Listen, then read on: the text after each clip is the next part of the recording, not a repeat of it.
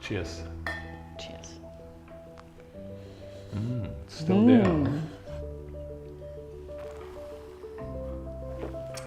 Lecker. Still alive, Yeah. Still has enough acidity. Yeah. 1995 was our first vintage together. So this is a very special vintage, and the wine is still good, and we are still married.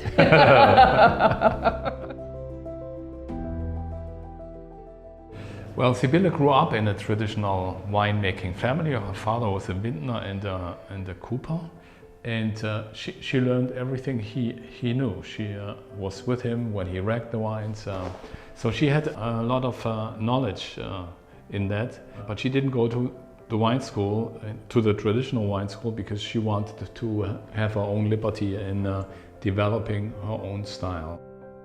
She studied business administration, and to support her studies, she opened up a wine shop. And then she started to sell the wines from her own family, but that was sweet, and she wanted to make her own wine. For her, the question to go to a traditional wine school never occurred, because she was winemaking and she wanted to pursue her own dry style of winemaking. Well, I came in 1993 from New York. I was working there as a wine manager and winemaker, and took over a new position in Trier as managing director of a wine estate. I came in May, and in September was a VDP tasting. And the auction. The auction. And my merchant invited me to sit there, and he sat myself opposite of Sybille. So I asked her, "What are you doing?" Because she didn't look like a vintner to me. And I said, "I have a wine estate." And he said, "A woman and a wine estate? Ha, ha, ha." And I thought, that's how it started. You tasted my wine, and then you were convinced. I have never tasted such a good Riesling before. Even though I worked with Riesling in New York, and also the Rieslings in Trier that I tasted there were quite different, and most of them were not dry. Most times at that time in the 90s, the ones you tasted were a bit too punchy, too acidic, too light, and hers was round, impressive. He was not happy in this wine estate in Trier. So I quit. But this wine estate here was very small at this time.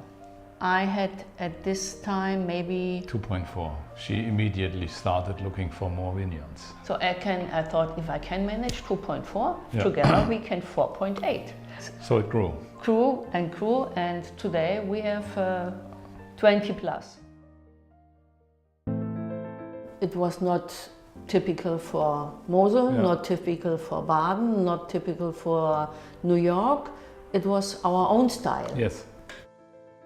But we do make a very traditional Mosel style like 100 years ago. But it got lost. People moved away from it and went to this lighter, sweeter styles, and didn't understand that the fame of the Mosel was based on strict quality rules that made the wines impressive and unique worldwide. We went back to that method to make wines that are dry until botrytis starts, and then they become sweet, not before. And that's a very natural way of doing it, and that's how it was done 100 years ago and earlier, and that's how the styles of Kabinett, Spätlese, Auslese developed over 2 centuries. So we tried things out, and we found again this old way of winemaking. She has an endless desire to improve things.